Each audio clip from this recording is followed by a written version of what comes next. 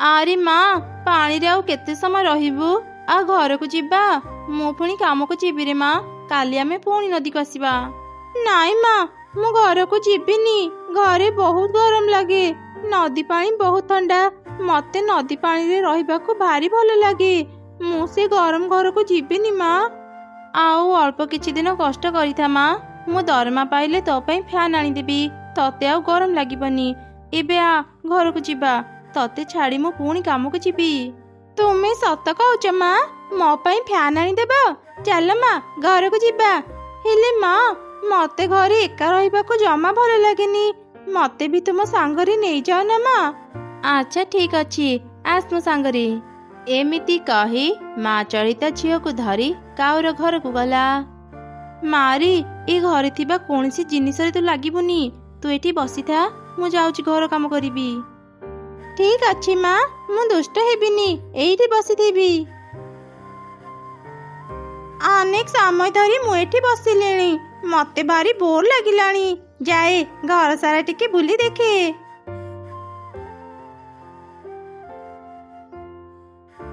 ଆରେ, ଏ ଘର ଭିତରଟା କେତେ ଥଣ୍ଡା। ଏଠି ରହିବା ପାଇଁ କେତେ ଭଲ ଲାଗୁଛି। ମୁଁ ଏଠି କିଛି ସମୟ ଆରାମ କରେ, ତାପରେ ମା ପାଖକୁ ଯିବି। ଏମିତି କହି ଚଢ଼େଇ ଛୁଆ କାଉମାନଙ୍କ ବିଛଣାରେ ବସି ପଡ଼ିଲା। ତା ଆଖି ଲାଗି ଯିବାରୁ ସେ ସେଠି ଶୋଇ ପଡ଼ିଲା। ଠିକ ସେହି ସମୟରେ କାଉମାନେ ନିଜ ଘରକୁ ଫେରି ଆସିଲେ। ଆରେ, ଏ ଝିଅଟା କିଏ? ଆମ ବିଛଣାରେ କାହିଁକି ଶୋଇଛି? ମୁଁ ବି ଜାଣିନି ଏ କିଏ ଆମ ବିଛଣାରେ ଶୋଇଛି। ଟିକେ ରୁହ, ମୁଁ ଏବେ ୟାକୁ ଉଠଉଛି। ମାରନି, ମତେ ମାରନି। ମାରିବିନି କାହିଁକି? ତୋର ସାହସ କେମିତି ହେଲା ଆମ ବିଛଣାରେ ଶୋଇବା ପାଇଁ? ମାରନି ମାଲିକାଣୀ, ସେ ମୋ ଝିଅ। କୁନି, ମୁଁ ତତେ କହିଥିଲି ନା ଗୋଟେ ଜାଗାରେ ବସିବୁ। ତୁ କାହିଁକି ଏଠାକୁ ଚାଲି ଆସିଲୁ? ମା, ଏଇ ଘରଟା ବହୁତ ଥଣ୍ଡା। ମୁଁ ଏଠି ଟିକେ ବସି ଆରାମ କରୁଥିଲି। କେତେବେଳେ ଶୋଇ ପଡ଼ିଲି ମୁଁ ନିଜେ ଜାଣିପାରିଲିନି। ମହାରାଣୀ ଆରାମ କରୁଥିଲା। କେତେ ସଉକ କରୁଛି ଦେଖ। ଗରିବ ଘରେ ଜନ୍ମ ହେଇ ଥଣ୍ଡା ଘର ଖୋଜୁଛୁ। ଆମେ ବହୁତ ଧନୀ, ସେଥିପାଇଁ ଆମେ ଆମ ଘରେ ଏସି ଲଗେଇଛୁ। ତୋ ଭଳି ଗରିବ ମାନେ କେବେ ଏସି ଲଗେଇ ପାରିବେନି। ତମ ମାନଙ୍କୁ ଗରମରେ ହିଁ ରହିବାକୁ ପଡ଼ିବ। ଏବେ ଯା ଏଠୁ। ଚଢ଼େଇ, ଏଇ ଥର ତ ଝିଅକୁ କ୍ଷମା କରିଦେଲି। ଆଉ ଯଦି କେବେ ସେ ଆମ ଏସି ଘରେ ପଶିବ, ପିଟି ପିଟି ତା ଗୋଡ଼ ଭାଙ୍ଗିଦେବି। ଆଉ ରାଗନ୍ତୁନି ମାଲିକାଣୀ, ମୁଁ ମୋ ଝିଅକୁ ଆଉ କେବେ ବି ଏଠାକୁ ଆଣିବିନି। ଚାଲ ମା, ଘରକୁ ଯିବା। ଚଢ଼େଇ ତାର ଝିଅକୁ ନେଇ ଘରକୁ ଫେରି ଆସିଲା। ପରଦିନ ସକାଳେ, ମାରି, ତୁ ଘରେ ଥା, ମୁଁ କାମକୁ ଯାଉଛି। ବ୍ୟସ୍ତ ହେବୁନି, ମୁଁ ଶୀଘ୍ର ଘରକୁ ଫେରି ଆସିବି। ଆମ ଘର ଭିତରଟା ବହୁତ ଗରମ। ଏତେ ଗରମରେ ମୁଁ ଘରେ ରହିପାରିବିନି। ଯାଏ ନଦୀରୁ ଗାଧେଇ ଆସେ। ନଦୀର ଥଣ୍ଡା ପାଣିରେ ଗାଧେଇଲେ ମତେ ଆଉ ଗରମ ଲାଗିବନି। ଏମିତି କହି ଚଢ଼େଇ ଛୁଆ ନଦୀକୁ ଗଲା ଆଉ ଗାଧେଇଲା। ବାଃ, ମତେ ଏଠି ବହୁତ ଆରାମ ଲାଗୁଛି। ମୁଁ ଆଉ ଘରକୁ ଯିବିନି, ଏଇଠି ରହିବି। ସେପଟେ ସନ୍ଧ୍ୟାରେ ମା ଚଢ଼େଇ ଘରକୁ ଫେରି ଦେଖିଲା ତା ଝିଅ ଘରେ ନାହିଁ। ସେ ତା ଝିଅକୁ ଖୋଜି ଖୋଜି ନଦୀ ପାଖରେ ପହଞ୍ଚିଲା। ଆରେ ମା, ଏତେ ସନ୍ଧ୍ୟା ହେଇଗଲାଣି। ତୁ ଏଠି କ'ଣ କରୁଛୁ? କିଛି ସମୟ ପରେ ରାତି ହେଇଯିବ। ଚାଲ ମା, ଘରକୁ ଯିବା। ନାଇଁ ମା, ମୁଁ ଘରକୁ ଯିବିନି। ଘରେ ଅନେକ ଗରମ। ଏଠି ମତେ ଭଲ ଲାଗୁଛି। ଯେତେବେଳେ ବି ଗରମ ଲାଗେ ମୁଁ ନଦୀରେ ଗାଧେଇ ଦିଏ। ସେମାନଙ୍କର ସବୁ କଥା ଗୋଟେ ଜଳ ପରି ଶୁଣୁଥିଲା। ସେ ତାଙ୍କ ପାଖକୁ ଆସିଲା। ତମମାନଙ୍କର କଷ୍ଟ କଥା ଶୁଣି ମୁଁ ନ ଆସି ରହିପାରିଲିନି। ଚିନ୍ତା କରନି ଚଢ଼େଇ, ମୁଁ ତ ଘରକୁ ଥଣ୍ଡା ରଖିବା ପାଇଁ ଏକ ଯନ୍ତ୍ର ଦେବି। ଏଇ ନେ ଏସି, ତ ଘରେ ଲଗେଇଦେବୁ। ତ ଘର ଭିତରଟି ପୁରା ଥଣ୍ଡା ରହିବ। ଜଳପରି, ତୁମେ ସତ କହୁଛ? ଆମ ଘର ଆଜିଠୁ ଥଣ୍ଡା ରହିବ? ଇଏ, ବହୁତ ମଜା ହବ। ଧନ୍ୟବାଦ ଜଳପରି, ତୁମ ପାଇଁ ଆମେ ଗରମରୁ ରକ୍ଷା ପାଇଗଲୁ। ଚାଲ ମା, ଘରକୁ ଯିବା। ଏମିତି କଥା ହେଇ ମା ଛୁଆ ଏସି ନେଇ ଘରକୁ ଗଲେ ଆଉ ତାଙ୍କ ଘରେ ଏସି ଲଗେଇଦେଲେ। ଏସିର ଥଣ୍ଡା ପବନ ମା ଛୁଆଙ୍କୁ ଭାରି ଭଲ ଲାଗିଲା। ସେମାନେ ଯେତେବେଳେ ଏସି ନେଇ ଘରକୁ ଯାଉଥିଲେ, ଦୂରରୁ କାଉ ତାଙ୍କୁ ଦେଖୁଥିଲା। ସେ ଶୀଘ୍ର ତା ସ୍ତ୍ରୀ ପାଖକୁ ଗଲା। ଆରେ ଜାଣିଛୁ, ଆମ ଘରେ କାମ କରୁଥିବା ସେ ଚଢ଼େଇ ଆଜି ତା ଘରକୁ ସେ ଏସି ନେଇ ଯାଉଥିଲା। ମୁଁ ତ ଶୁଣିଥିଲି ସେ ବହୁତ ଗରିବ। ସେ ଏସି କିଣିବା ପାଇଁ ଟଙ୍କା କେମିତି ପାଇଲା? ମତେ ଲାଗୁଛି ସେ ଚଢ଼େଇ ଆମ ଘରୁ ଟଙ୍କା ଚୋରି କରି ନେଇଥିବ, ସେଥିପାଇଁ ଏସି କିଣି ପାରିଲା। ଚାଲ ଚାଲ ଶୀଘ୍ର ସେ ଚଢ଼େଇ ପାଖକୁ ଯିବା। ଏମିତି କଥା ହେଇ ଦୁଇ କାଉ ଶୀଘ୍ର ଚଢ଼େଇର ଘରକୁ ଗଲେ। ଏଇ ଚଢ଼େଇ, ତୋର ତ ଭାରି ସାହସ, ଆମ ଘରୁ ଟଙ୍କା ଚୋରି କରି ଆଣି ଘରେ ଏସି ଲଗେଇଛୁ। ଆମ ଟଙ୍କା ଶୀଘ୍ର ଫେରା। ନା ନା ମାଲିକାଣୀ, ମୁଁ ଆପଣଙ୍କ ଘରୁ ଟଙ୍କା ଚୋରି କରିନି। ତାହେଲେ ଏସି କିଣିବା ପାଇଁ ତୁ ଟଙ୍କା କେମିତି ପାଇଲୁ? ସତ ସତ କହ, ନହେଲେ ଆମେ ପୋଲିସକୁ ଡାକିବୁ। ମା ଚଢ଼େଇ ଦୁଇ କାଉଙ୍କୁ ଜଳପରୀର ସବୁ କଥା କହିଦେଲା। ତାପରେ ଦୁଇ କାଉ ସେଠାରୁ ଚାଲିଗଲେ। ସେ ଜଳପରୀ ପାଖରୁ ମତେ ବି ଗୋଟେ ଏସି ଦରକାର। ମାଗଣାରେ ଏସି ମିଳୁଛି, ଆମେ କାହିଁକି ଆଣିବାନି? ତେବେ ଶୁଣ, ତୁ ସେ ଚଢ଼େଇ ଛୁଆ ଭଳି ଦିନସାରା ନଦୀ ପାଖରେ ରହିବୁ ଆଉ ନଦୀରେ ଗାଧେଇବୁ। ସନ୍ଧ୍ୟାରେ ମୁଁ ତ ପାଖକୁ ଯିବି ଆଉ ଆମେ ଆମ ନାଟକ ଆରମ୍ଭ କରିଦେବା। ପରଦିନ ସକାଳେ କାଉର ସ୍ତ୍ରୀ ନଦୀକୁ ଗଲା ଆଉ ନଦୀରେ ଗାଧେଇ ବସି ରହିଲା। ସନ୍ଧ୍ୟାରେ କାଉ ତା ପାଖକୁ ଗଲା। ଆରେ ତୁ ଆଉ କେତେ ସମୟ ନଦୀ ପାଣିରେ ରହିବୁ? ଘରକୁ ଚାଲେ। ନା, ମୁଁ ସେ ଘରକୁ ଯିବିନି। ଆମ ଘର ଅନେକ ଗରମ।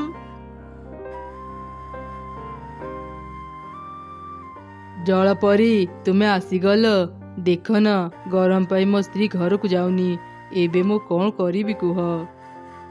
ମୁଁ ବୁଝିଗଲି, ତୁମକୁ ଏସି ଦରକାର ନା? ଏଇ ନିଅ ଏସି। ତୁମକୁ ଅନେକ ଅନେକ ଧନ୍ୟବାଦ ଜଳପରୀ। ଦୁଇ କାଉ ଏସି ନେଇ ଘରକୁ ଫେରିବା ପରେ ଦେଖିଲେ ତାଙ୍କ ଘରେ ଲାଗିଥିବା ଏସି ଖରାପ ହେଇଯାଇଛି।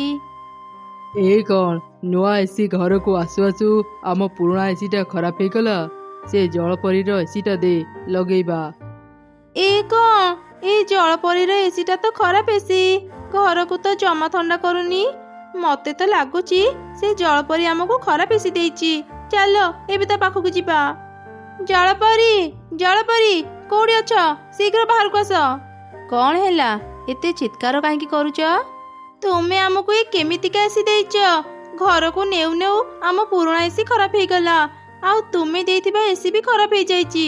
ତା ତ ହେବ, ତମମାନଙ୍କ ଘରେ ଏସି ଥାଇ ବି ତମେ ମାନେ ମତେ ମିଛ କହି ମୋଠୁ ଏସି ନେଇଥିଲ। ଲୋଭୀ ମାନଙ୍କ ଘରେ ମୋ ଏସି ଖରାପ ହେଇଯାଏ। ତମେ ମାନେ ବହୁତ ଲୋଭୀ ଆଉ ଅହଙ୍କାରୀ। କାହା ସହ ବି ତମେ ମାନେ ଭଲ ବ୍ୟବହାର କର ନାହିଁ। ଆଜି ପରଠୁ ତମେ ମାନେ ଯେତେ ନୂଆ ଏସି ଲଗେଇଲେ ବି ତା ଖରାପ ହେଇଯିବ। ଏଇଟା ମୋର ଅଭିଶାପ। ଜଳପରୀ ପାଖରୁ ଏମିତି ଶୁଣି ଦୁଇ କାଉ ମନ ଦୁଃଖରେ ନିଜ ଘରକୁ ଫେରି ଆସିଲେ ଆଉ ପୁରା ଗରମ ଦିନ ସେମାନେ ବିନା ଏସିରେ ରହିଲେ। ଖରା ଦିନ ହେବାରୁ ଜଙ୍ଗଲରେ ପ୍ରବଳ ଗରମ ହେଉଥିଲା। ସେଇ ଜଙ୍ଗଲରେ ଗୋଟେ ମା ଚଢ଼େଇ ତାର ଏକ ଛୋଟ ଛୁଆ ସାଙ୍ଗରେ ରହୁଥିଲା। ଗୋଟେ ଧନୀ ଚଢ଼େଇ ମିନୁ ଘରେ ସେ କାମ କରି ତା ଘର ଚଳାଉଥିଲା। ସେ ଥିଲା ବହୁତ ଗରିବ। ତା ଘରେ ଗୋଟେ ବି ଫ୍ୟାନ୍ ନଥିଲା। ଆରେ ମା, କୁଆଡ଼େ ଗଲୁ? ଶୀଘ୍ର ଆ, ମୁଁ ତୋ ପାଇଁ ଖାଇବା ବାଢ଼ି ଦେଇଛି। ତତେ ଖୁଏଇ ମୁଁ ପୁଣି କାମକୁ ବି ଯିବି। ମା, ତୁମେ ତ କାମକୁ ଚାଲି ଯାଉଛ। ଏକୁଟିଆ ଘରେ ରହିବାକୁ ମତେ ଭଲ ଲାଗୁନି। ମତେ ବି ତୁମ ସାଙ୍ଗରେ ନେଇଯାଅ ନା ମା। ଆରେ ମା, ତୁ ସେଠାକୁ ଗଲେ ଦୁଷ୍ଟାମି କରିବୁ। ମୁଁ ଠିକରେ କାମ କରିପାରିବିନି। ମାଲିକାଣୀ ବି ବହୁତ ରାଗିବେ। ତୁ ସେଠାକୁ ଯାନି ରେ ମା। ମା, ମତେ ବି ତୁମ ସାଙ୍ଗରେ ନେଇଯାଅ ନା। ମୁଁ ସେଠି ଜମା ବି ଦୁଷ୍ଟାମି କରିବିନି। ମୁଁ ଚୁପଚାପ ହେଇ ଗୋଟେ କୋଣରେ ବସିଥିବି। ଛୁଆର ଏପରି ଜିଦ୍ ଦେଖି ମା ଚଢ଼େଇ ତାକୁ ଆଉ ମନା କରିପାରିଲାନି। ସେ ତାକୁ ସାଙ୍ଗରେ ନେବା ପାଇଁ ରାଜି ହେଇଗଲା। ମା, ମା, କେତେ ଗରମ ଲାଗୁଛି। ଗୋଟେ ଛାଇ ଜାଗାକୁ ଚାଲ ନା ମା। ମୁଁ ଆଉ ଚାଲି ପାରୁନି। ଛାଇକୁ ଯିବା ଦରକାର ନାହିଁ। ଏଇ ତ ଆମେ ମାଲିକାଣୀଙ୍କ ଘର ପାଖରେ ପହଞ୍ଚି ଗଲେଣି। ଚାଲ ଘର ଭିତରକୁ ଯିବା। ସେମାନେ ମିନୁର ଘର ଭିତରକୁ ଗଲେ। ଭିତରେ ପଶୁ ପଶୁ ଏସିର ଥଣ୍ଡା ହାବା ବାଜି ତାଙ୍କ ଦେହ ବି ପୁରା ଥଣ୍ଡା ହେଇଗଲା। ଏମିତି ଦେଖି ଚଢ଼େଇ ଛୁଆଟି କହିଲା, ମା, ବାହାରେ କେତେ ଗରମ ଆଉ ଭିତରେ ଏତେ ଥଣ୍ଡା କ'ଣ ପାଇଁ? ତାହେଲେ କ'ଣ ବାହାରେ ଖରା ଦିନ ଆଉ ଭିତରେ ଶୀତ ଦିନ ଚାଲିଛି କି ମା? ନାଇଁ ରେ ମା, ଗରମରୁ ରକ୍ଷା ପାଇବା ପାଇଁ ଏଠି ଏସି ଲଗାଯାଇଛି। ଏସିର ଥଣ୍ଡା ହାବାରେ ପୁରା ଘର ଥଣ୍ଡା ଅଛି। ଏସି? ସେଇଟା କ'ଣ ମା? ମୁଁ ତ କେବଳ ଜାଣିଛି ଗରମରୁ ରକ୍ଷା ପାଇବା ପାଇଁ ଫ୍ୟାନ୍ ଚଲାଯାଏ। ଗରମରୁ ରକ୍ଷା ପାଇବା ପାଇଁ ଯେମିତି ଫ୍ୟାନ୍ ବ୍ୟବହାର କରାଯାଏ, ଠିକ୍ ସେମିତି ଏସି ବି ବ୍ୟବହାର କରାଯାଏ। ଫ୍ୟାନ୍ଠୁ ବେଶୀ ଭଲ ଏସି ଦେହକୁ ଥଣ୍ଡା କରିଦିଏ। ତୁ ବେଶୀ ଆଉ କଥା ନ କହି ଏଠି ଚୁପ୍ ହେଇ ବସ। ମୁଁ ଯାଉଛି କାମ କରିବି। ତାପରେ ମା ଚଢ଼େଇଟି ଘରର ସବୁ କାମ କଲା। କାମ ସରିଲା ପରେ ସେ ତା ଝିଅକୁ ଧରି ଘରକୁ ଫେରିଲା। ଏମିତି ତାଙ୍କ ଦିନ କଟୁଥିଲା। ଗରମ ଅଧିକ ହେବାରୁ ଜଙ୍ଗଲର ସବୁ ଚଢ଼େଇଙ୍କ ଅବସ୍ଥା ବହୁତ ଖରାପ ଥିଲା। ଘରେ ଗୋଟେ ବି ଫ୍ୟାନ୍ ନଥିବା ଯୋଗୁଁ ମା ଚଢ଼େଇ ଆଉ ତାର ଛୁଆର ଅବସ୍ଥା ବି ଭଲ ନଥିଲା। ମା, ମତେ ଆଜି ବି ତୁମ ସାଙ୍ଗରେ ନେଇଯାଅ ନା। ଆରେ ମା, ତୁ ସେଠାକୁ ଯାଇ କ'ଣ କରିବୁ? ତା ଅପେକ୍ଷା ତୁ ଘରେ ରହି ଖେଳେ। ନାଇଁ ମା, ମୁଁ ସେଠାକୁ ଗଲେ ଥଣ୍ଡା ହାବାରେ ବସିପାରିବି। ଆମ ଘରେ ତ ଗୋଟେ ବି ଫ୍ୟାନ୍ ନାହିଁ। ଏତେ ଗରମରେ ମୁଁ ଘରେ ରହିପାରେନି। ସେଠି ଏସି ଥିବା ଯୋଗୁଁ ମତେ ସେଠି ଜମା ବି ଗରମ ଲାଗେନି। ତୁ ଠିକ୍ କହିଲୁ ରେ ମା, ଏଠି ବହୁତ ଗରମ। ଏତେ ଗରମରେ ରହିଲେ ତ ଦେହ ଖରାପ ହେଇପାରେ। ଠିକ୍ ଅଛି, ଆଜିଠୁ ମୁଁ ପ୍ରତିଦିନ ତତେ ମୋ ସାଙ୍ଗରେ ନେଇଯିବି। ସେଦିନ ପରଠାରୁ ପ୍ରତିଦିନ ମା ଚଢ଼େଇ ତା ଛୁଆକୁ ନେଇ କାମକୁ ଯାଉଥିଲା। ଦିନେ ମିନୁ ମା ଚଢ଼େଇକୁ କହିଲା, କିରେ ରିନୁ, ତୁ ସବୁଦିନ ତ ଝିଅକୁ ସାଙ୍ଗରେ କାହିଁକି ଆଣୁଛୁ? କଥା କ'ଣ କି ମାଲିକାଣୀ, ମୋ ଝିଅର ଦେହ ଭଲ ନାହିଁ ତ, ସେଥିପାଇଁ ମୁଁ ତାକୁ ସାଙ୍ଗରେ ନେଇ ଆସୁଥିଲି। ଥାଉ, ଆଉ ବାହାନା କରନି। ମୁଁ ସବୁ ଜାଣିଛି। ତୁ ଗରମରୁ ରକ୍ଷା ପାଇବା ପାଇଁ ତୋ ଝିଅକୁ ଧରି ମୋ ଘରକୁ ଆସୁଛୁ। କାଲିଠୁ ଯଦି ତୁ ତୋ ଝିଅକୁ ଆଣିବୁ, ମୁଁ ତତେ ଆଉ କାମରେ ରଖିବିନି। କାମ ହରେଇବା ଭୟରେ ପରଦିନରୁ ହିଁ ମା ଚଢ଼େଇ ଆଉ ତା ଝିଅକୁ ସାଙ୍ଗରେ ନେଲାନି। ସେ ତାକୁ ଘରେ ଛାଡ଼ି ଆସୁଥିଲା। ଦିନେ ମିନୁର ସାଙ୍ଗ ତା ଘରକୁ ଆସିଥିଲା। ସେମାନେ ଏସି ତଳେ ବସି କଥା ହେଉଥିଲେ, ଆଉ ମା ଚଢ଼େଇ ସେ ଘର ଝାଡ଼ୁ କରୁଥିଲା। ସେତେବେଳେ ହଠାତ୍ ମିନୁର ସାଙ୍ଗ କହିଲା, ଏ କ'ଣ ମିନୁ, ତୋ ଘରର କାମବାଲି ଏଇ ଏସି ଘରେ ହିଁ କାହିଁକି କାମ କରୁଛି? ଦେଖୁନୁ, ସେ କେତେ ଧୀରେ ଧୀରେ ହିଁ କାମ କରୁଛି। ମତେ ତ ଲାଗୁଛି ସେ ଏସିର ହାବା ଖାଇବା ପାଇଁ ହିଁ ଏଠି ଏମିତି ଧୀରେ ଧୀରେ କାମ କରୁଛି। ଆରେ ହଁ, ମୁଁ ବି ଦେଖୁଛି ଇଏ ଏତେ ସମୟ ଧରି ଏଠି କ'ଣ କାମ କରୁଛି। ଏଇ ରିନୁ, ତୁ ଏଠି ଏତେ ସମୟ ଧରି କ'ଣ କାମ କରୁଛୁ? ଏସିର ହାବା ଖାଇ ଖାଇ ତତେ ବୋଧେ ଏ ରୁମ୍ରୁ ଆଉ ଯିବାକୁ ଇଚ୍ଛା ହେଉନି, ନାଇଁ? ନା ନା ମାଲିକାଣୀ, ଆପଣ ଭୁଲ ବୁଝୁଛନ୍ତି। ମୁଁ ତ ଏଠି କାମ କରୁଛି। ଆପଣ ଯେଉଁ ଏସି ହାବାର କଥା କହୁଛନ୍ତି, ମତେ ତା ଜମା ବି ଭଲ ଲାଗେନି। ଏଠୁ ବାହାରିଲା ପରେ ବାହାରର ପରିବେଶ ମତେ ବହୁତ ଭଲ ଲାଗେ। ଦେଖ ଦେଖ ମିନୁ, ତତେ କେମିତି ଅପମାନ କଲା। ସାରା ଦିନ ଫ୍ରିରେ ଏସିର ହାବା ଖାଉଛି ଆଉ ଭାରି ବଡ଼ ବଡ଼ କଥା କହୁଛି। ମୁଁ ତ ଜାଗାରେ ଥିଲେ ନା, ୟା ଦରମାରୁ ଏସିର ବିଲ୍ କାଟି ଦିଅନ୍ତି। ଆଜି ତୁମର ଆଖି ଖୋଲିଦେଲୁ ସାଙ୍ଗ। ଏତେ ଦିନ ଯାଏଁ ମୁଁ ଏ ବିଷୟରେ ଭାବି ନଥିଲି। ଏଥର ଯେତେବେଳେ ବି ୟାକୁ ଦରମା ଦେବି, ତା ଦରମାରୁ ଏସିର ବିଲ୍ କାଟିଦେବି। ଦରମା ଦେବା ସମୟରେ ମିନୁ ଆଗ ଅପେକ୍ଷା ଏଥର ବହୁତ କମ୍ ଟଙ୍କା ମା ଚଢ଼େଇକୁ ଦେଲା। କଥା କ'ଣ ମାଲିକାଣୀ, ଏଥର ଆପଣ ଏତେ କମ୍ ଟଙ୍କା ମୋତେ ଦେଲେ ଯେ? କାହିଁକି ନା ମୁଁ ତ ଦରମାରୁ ଏସିର ବିଲ୍ କାଟି ଦେଇଛି। ଫ୍ରିରେ ତୁ ଦିନସାରା ଏସିର ହାବା ଖାଉଛୁ, ଆଉ ବିଲ୍ ଦେବୁନି? ଛି ଛି ମାଲିକାଣୀ, ଆପଣ ଏତେ ନିଚ ମନର। କ'ଣ ହେଲା, ତୁ ମୋତେ ନିଚ ମନର କହିବୁ? ତୋର ତ ଭାରି ସାହସ। କାଲିଠୁ ତୁ ଆଉ କାମକୁ ଆସିବା ଦରକାର ନାହିଁ। ଚାଲିଯା ଏଠୁ। ନା ନା ମାଲିକାଣୀ, ଏମିତି କରନ୍ତୁନି। ଆପଣ ମୋ ଦରମାରୁ ଏସିର ବିଲ୍ କାଟି ଦିଅନ୍ତୁ ପଛେ ମୋତେ କାମରୁ ବାହାର କରନ୍ତୁନି। ମିନୁ ମା ଚଢ଼େଇର କିଛି କଥା ନ ଶୁଣି ତାକୁ କାମରୁ ବାହାର କରିଦେଲା। ଥରେ 2 ଦିନ ଧରି ଜଙ୍ଗଲରେ କରେଣ୍ଟ ଚାଲିଗଲା। ଗରମରେ ସମସ୍ତଙ୍କ ଅବସ୍ଥା ଖରାପ ହେଇଗଲା। ମିନୁ ବି ଗରମରେ ଛଟପଟ ହେଉଥିଲା। ସେ ଆଉ ଘରେ ରହିପାରିଲାନି, ବାହାରକୁ ଚାଲିଗଲା। କିଛି ଦୂର ଗଲା ପରେ ତାର ନଜର ମା ଚଢ଼େଇ ଆଉ ତାର ଛୁଆ ଉପରେ ପଡ଼ିଲା। ଗରମରେ ମା ଚଢ଼େଇଟି ହାତ ପଙ୍ଖାରେ ତା ଛୁଆକୁ ପବନ ଦେଉଥିଲା। ଆରେ ବାଃ, ଏ ରିନୁ ତ ହାତ ପଙ୍ଖାରେ ତା ଛୁଆକୁ ବଢ଼ିଆ ପବନ ଦେଉଛି। ମୋ ଘରେ ତ ଗୋଟେ ବି ହାତ ପଙ୍ଖା ନାହିଁ। ମିନୁ ମା ଚଢ଼େଇର ପାଖକୁ ଗଲା ଆଉ ତାକୁ କହିଲା, ଆରେ ରିନୁ, ମତେ ଟିକେ ତ ହାତ ପଙ୍ଖା ଦେବୁ। କରେଣ୍ଟ ନଥିବା ଯୋଗୁଁ ଭାରି ଗରମ ଲାଗୁଛି। ତୁ ତ ଜାଣିଛୁ ମୋ ଘରେ ଗୋଟେ ବି ହାତ ପଙ୍ଖା ନାହିଁ। ଓହୋ, ମହାରାଣୀକୁ ଆଜି ଗରମ ଲାଗୁଛି। ସେଦିନ ବିନା କାରଣରେ ମୋତେ କାମରୁ ବାହାର କରିଦେଇଥିଲା। ଆଜି ମୁଁ ଏ ସୁଯୋଗକୁ ହାତଛଡ଼ା କରିବିନି। ହଁ ହଁ ମାଲିକାଣୀ, ମୁଁ ଆପଣଙ୍କୁ ମୋ ହାତ ପଙ୍ଖା ଦେବି ଯେ, ହେଲେ ମୋର ଗୋଟେ ସର୍ତ୍ତ ଅଛି। ଆପଣ ଏଇଠି ବସି ହାତ ପଙ୍ଖାର ପବନ ଖାଆନ୍ତୁ, ଘରକୁ କିନ୍ତୁ ନେଇପାରିବେନି। ମିନୁ ବି ଏକଥାରେ ରାଜି ହେଇଗଲା। ସେ ସେଇଠି ବସି ହାତ ପଙ୍ଖାରେ ପବନ ଖାଇଲା। କିଛି ସମୟ ପରେ ତା ଦେହ ପୁରା ଥଣ୍ଡା ହେଇଗଲା। ସେ କହିଲା, ଆଚ୍ଛା ରିନୁ, ଏବେ ମୁଁ ଘରକୁ ଯାଉଛି। ଏଇ ନେ ତ ହାତ ପଙ୍ଖା। ହଁ ହଁ, ଏବେ ତ ଆପଣ ଘରକୁ ଯିବେ। ଯିବା ଆଗରୁ ଆପଣ ଯେଉଁ ହାତ ପଙ୍ଖାରୁ ପବନ ନେଲେ ତାର ଦାମ ବି ଦେଇଯାଆନ୍ତୁ। ହାତ ପଙ୍ଖା ପବନର ଦାମ ଦେବି ମାନେ? ଇଏ ତୁ କ'ଣ କହୁଛୁ? ଆପଣଙ୍କର କ'ଣ ମନେ ନାହିଁ ସେଦିନ କଥା, ଯେଉଁଦିନ ଆପଣ ଏସି ହାବା ଖାଉଛୁ କହି ମୋ ଦରମାରୁ ଏସିର ବିଲ୍ କାଟି ନେଇଥିଲେ? ସେଦିନ ମୋତେ ବି ଠିକ୍ ଏମିତି କଷ୍ଟ ହେଇଥିଲା। ଏସବୁ ଶୁଣି ମିନୁ ନିଜ ଭୁଲ ବୁଝିପାରିଲା। ସେଦିନର ଘଟଣା ପାଇଁ ସେ ଚଢ଼େଇକୁ କ୍ଷମା ବି ମାଗିଲା। ମିନୁର ଏପରି ପରିବର୍ତ୍ତନ ଦେଖି ମା ଚଢ଼େଇ ବି ତାକୁ କ୍ଷମା କରିଦେଲା। ରିନୁ, ସେଦିନର ବ୍ୟବହାର ପାଇଁ ତୁ ମୋତେ କ୍ଷମା କରିଦେ। ତୁ କାଲିଠୁ ମୋ ଘରକୁ କାମରେ ଆସିବୁ। ମୁଁ ତତେ ଠିକ୍ ଦରମା ଦେବି। ଆଉ ହଁ, ଏବେ ମୁଁ ବୁଝିଗଲି ଗରମରେ ତୁମ ଅବସ୍ଥା କେତେ ଖରାପ ଥିବ। ମୁଁ ତ ଝିଅ ପାଇଁ ଗୋଟେ ଏସି ବି କିଣିଦେବି। ଗରମ ପାଇଁ ତାର ଆଉ ଦେହ ଖରାପ ହେବନି।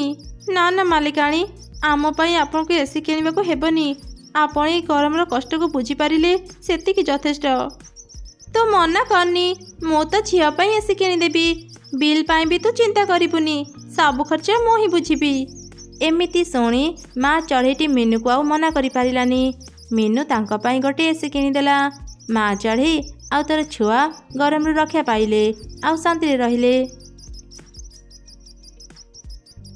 ଦୂର ଏକ ଜଙ୍ଗଲରେ ଗୋଟିଏ ପରିଶ୍ରମୀ ଚଢ଼େଇ ରହୁଥିଲା। ତାର ଏକ ଡାଳିମ୍ବ ଗଛ ଥିଲା। ସେ ତାର ଡାଳିମ୍ବ ଗଛର ଖୁବ୍ ଯତ୍ନ ନେଉଥିଲା। ପ୍ରତିଦିନ ସେ ତା ଗଛରୁ ଡାଳିମ୍ବ ତୋଳି ଜଙ୍ଗଲରୁ ଜଙ୍ଗଲ ବୁଲି ବୁଲି ବିକ୍ରି କରୁଥିଲା। ଡାଳିମ୍ବ ନିଅ ଡାଳିମ୍ବ, ମିଠା ମିଠା ଡାଳିମ୍ବ। ଆରେ ଚଢ଼େଇ, ତୁ ଆସିଗଲୁ। ମୁଁ ତତେ ହିଁ ଅପେକ୍ଷା କରିଥିଲି। ତ ଡାଳିମ୍ବ ଦିନେ ନ ଖାଇଲେ ମୋ ପେଟ ପୁରେନି। ଦେ ଦେ, ମୋତେ ଆଗ 2 କେଜି ଡାଳିମ୍ବ ଦେ। ଏମିତି ଚଢ଼େଇ ତା ଡାଳିମ୍ବ ବିକ୍ରି କରିସାରି ଘରକୁ ଫେରିଲା। ଓ ବାବା, କି ଗରମ ଲାଗୁଛି। ଏତେ ଗରମରେ ମୋର ଛୋଟ ଘରେ ରହି ହେଉନି। ମୁଁ ଶୀଘ୍ର କିଛି କରେ, ନହେଲେ ଗରମ ପାଇଁ ମୋ ଦେହ ଖରାପ ହେଇଯିବ। କାଲି ସକାଳ ହେଉ, ମୁଁ କିଛି କଞ୍ଚା ଘାସ ଆଉ ଲତା ନେଇ ଆସେ। କଞ୍ଚା ଘାସ ମୁଁ ଘର ଭିତରେ ବିଛେଇ ଦେବି। ଘର ଭିତରଟି ନିଶ୍ଚୟ ଥଣ୍ଡା ଲାଗିବ। ଏମିତି ଚିନ୍ତା କରି ଚଢ଼େଇ ଘାସ ଲତା ଆଣିବା ପାଇଁ ବାହାରକୁ ଗଲା। ରାସ୍ତାରେ କାଉ ସହ ତାର ଦେଖା ହେଲା। କିରେ ଚଢ଼େଇ, ଏତେ ସକାଳୁ ସକାଳୁ ତୁ କୁଆଡ଼େ ଯାଉଛୁ? କାଉ ଭଉଣୀ, ଯୋଉ ଗରମ ପଡ଼ିଛି ନା, ଏଇ ଗରମରେ ଆଉ ଘରେ ରହି ହେଉନି। ସେଥିପାଇଁ ମୁଁ ଜଙ୍ଗଲ ଭିତରକୁ ଯାଉଛି କିଛି କଞ୍ଚା ଘାସଲତା ଆଣିବା ପାଇଁ। ଘର ଭିତରେ ଆଉ ଘର ଚାରିପାଖରେ କଞ୍ଚା ଘାସଲତା ବିଛେଇ ଦେଲେ ଘର ଭିତରଟି ଥଣ୍ଡା ଲାଗିବ। ହଁ ହଁ, ମୁଁ ବି ଶୁଣିଥିଲି ଘର ଉପରେ ଆଉ ଭିତରେ କଞ୍ଚା ଘାସଲତା ବିଛେଇ ଦେଲେ ଘର ଭିତରଟି ଥଣ୍ଡା ରୁହେ। ଯା ଯା, ତ କାମ କରିବୁ ଯା। କାଉ ଭଉଣୀ, ତୁମେ ବି ମୋ ସାଙ୍ଗରେ ଚାଲ। କଞ୍ଚା ଘାସଲତା ଆଣି ନିଜ ଘରେ ବିଛେଇ ଦେବ। ଥଣ୍ଡା ଘରେ ରହିବାକୁ ଭାରି ଭଲ ଲାଗିବ। ନା ନା, ଏଇ ଗରମରେ ମୁଁ ଏତେ ପରିଶ୍ରମ କରିପାରିବିନି। ତୋର ସିନା କେହି ନାହାନ୍ତି ବୋଲି ତୁ ସବୁ କାମ ଏକା କରୁଛୁ। ମୋର ତ ସ୍ୱାମୀ ଅଛି। ମୋ ସ୍ୱାମୀ ମୋ ପାଇଁ ଘର ତିଆରି କରିଦେବେ। ମୁଁ କାହିଁ ଏତେ ହଇରାଣ ହେବାକୁ ଯିବି? ଆଚ୍ଛା ଠିକ୍ ଅଛି, ତୁମେ ଯାଇ ତୁମ ସ୍ୱାମୀକୁ ଏକଥା କୁହ। ମୁଁ ଏବେ ଯାଉଛି କାଉ ଭଉଣୀ। ତାପରେ ଚଢ଼େଇ ଜଙ୍ଗଲ ଭିତରକୁ ଗଲା ଆଉ କାଉ ନିଜ ଘରକୁ ଆସିଲା। ଆରେ ଶୁଣୁଛ, ଚଢ଼େଇ ଏବେ ଜଙ୍ଗଲ ଭିତରକୁ ଗଲା କଞ୍ଚା ଘାସଲତା ଆଣିବା ପାଇଁ। ଯେମିତି ତେ ଗରମରେ ବି ତା ଘର ଥଣ୍ଡା ରହିବ। ତୁମେ ବି ଯାଅ, ଆମ ଘର ପାଇଁ କିଛି କଞ୍ଚା ଘାସଲତା ଖୋଜି ଆଣିବ। ଆମେ ବି ଆମ ଘରକୁ ଥଣ୍ଡା କରିବା। ଯେମିତି ଗରମ ପଡ଼ିଛି, ମୁଁ ଏ ଗରମରେ ବାହାରକୁ ଯାଇ କାମ କରିପାରିବିନି। ଚଢ଼େଇ ତ ଆମର ପଡ଼ୋଶୀ। ସେ କ'ଣ ତା ଘରେ ଆମକୁ କିଛି ସମୟ ପାଇଁ ରହିବାକୁ ଦେବନି? ଆମକୁ ଯେତେବେଳେ ବି ଗରମ ଲାଗିବ ଆମେ ଚଢ଼େଇ ଘରକୁ ଚାଲିଯିବା ଆଉ କିଛି ସମୟ ପାଇଁ ତା ଥଣ୍ଡା ଘରେ ଆରାମ କରି ଆସିବା। ହଁ ହଁ, ତୁମେ ଠିକ୍ କହିଛ। ଏତେ ପରିଶ୍ରମ କରି ଘର କରିବା ଅପେକ୍ଷା ଚଢ଼େଇ ଘରେ କିଛି ସମୟ ପାଇଁ ଆରାମ କରିନେବା। ସେପଟେ ଚଢ଼େଇ ଘାସ ଲତା ଦେଇ ନିଜ ଘରକୁ ସୁନ୍ଦର କରି ତିଆରି କରିନେଲା। ସେତେବେଳେ କାଉର ସ୍ତ୍ରୀ ତା ଘରକୁ ଆସିଲା। ଆରେ ଚଢ଼େଇ, ତା ଘର ତିଆରି କାମ ସରିଗଲା? ହଁ ହଁ କାଉ ଭଉଣୀ, ମୋ ଘର ତିଆରି ସରିଗଲା। ଭିତରକୁ ଆସି ଦେଖିଯାଅ ମୋ ଘର କେମିତି ଥଣ୍ଡା ଅଛି। ଆରେ ବାଃ ଚଢ଼େଇ, ସତରେ ତ ତୋ ଘର ଭିତରଟା ବହୁତ ଥଣ୍ଡା ଅଛି। ହଁ କାଉ ଭଉଣୀ, ମୁଁ ଅନେକ ପରିଶ୍ରମ କରି ଘର ତିଆରି କରିଛି। ମୋ ଘର ଭିତରଟା ଥଣ୍ଡା ଲାଗିବନି କେମିତି? ଆରେ ଶୁଣୁଛ, ମୁଁ ନା ଏବେ ସେ ଚଢ଼େଇର ଘରକୁ ଯାଇଥିଲି। ତା ଘର ଭିତରଟା ନା ଭାରି ଥଣ୍ଡା। ମୋର ତ ତା ଘରୁ ବାହାରିବାକୁ ଇଚ୍ଛା ହେଉନଥିଲା। ଆଚ୍ଛା ତାହେଲେ ଚାଲ ଏବେ ସେ ଚଢ଼େଇ ଘରକୁ ଯିବା ଆଉ କିଛି ସମୟ ଆରାମ କରି ଆସିବା। ଚଢ଼େଇ ଅନେକ କଷ୍ଟ କରି ତା ଘର ବନେଇଛି। ସେ କ'ଣ ଏମିତି ତୁମକୁ ତା ଘରେ ରହିବାକୁ ଦେବ? ତାହେଲେ ଏବେ କ'ଣ କରିବା? ଶୁଣ, ମୋ ପାଖରେ ଏକ ଉପାୟ ଅଛି, ଯାହାଦ୍ୱାରା ଚଢ଼େଇ ଖୁବ୍ ସହଜରେ ଆମକୁ ତା ଘରେ ରହିବାକୁ ଦେବ।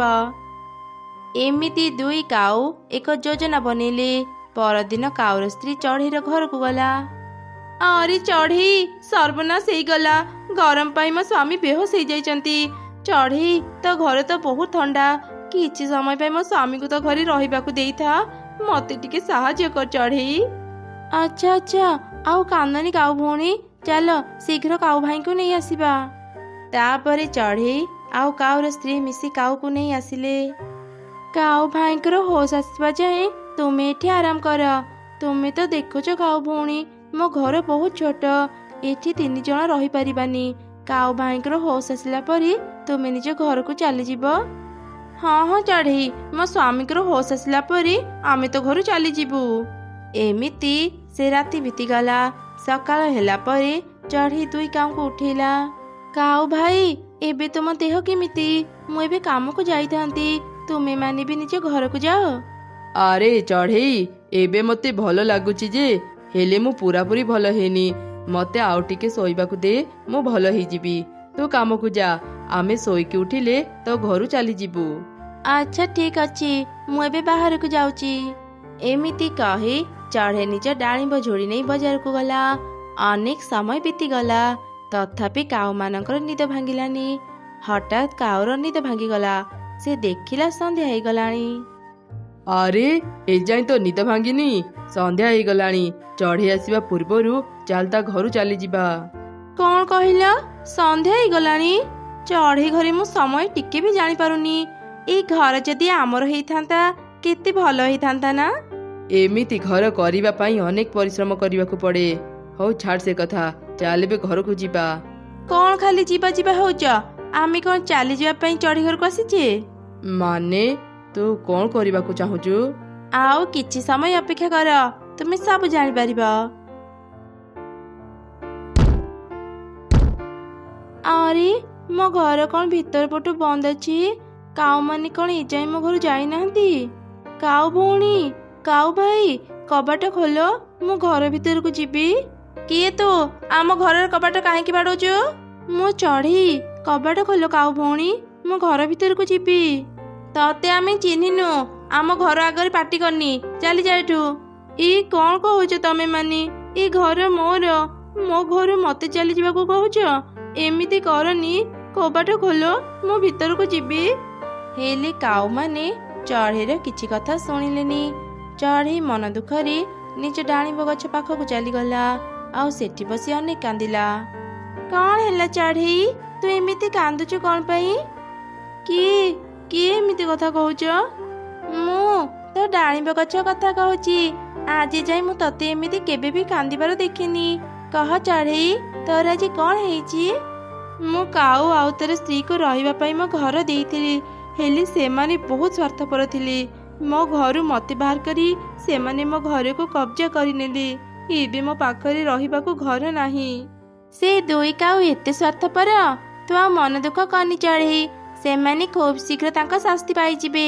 ତୋର ଏ ବିପଦ ସମୟରେ ମୁଁ ତତେ ସାହାଯ୍ୟ କରିବି ଚଢ଼େଇ। ହେଲେ ତୁ ତ ଏକ ସାମାନ୍ୟ ଡାଳିମ୍ବ, ତୁ ମତେ କେମିତି ସାହାଯ୍ୟ କରିପାରିବୁ? ଆରେ ଚଢ଼େଇ, ମୁଁ ଏମିତି ସେମିତି ଡାଳିମ୍ବ ନୁହଁ, ମୁଁ ହେଉଛି ଯାଦୁର ଡାଳିମ୍ବ। ଏଇ ଡାଳିମ୍ବ ଘର ଆଜିଠୁ ତୋର। ତୁ ଏଇ ଡାଳିମ୍ବ ଘରେ ରହିବୁ।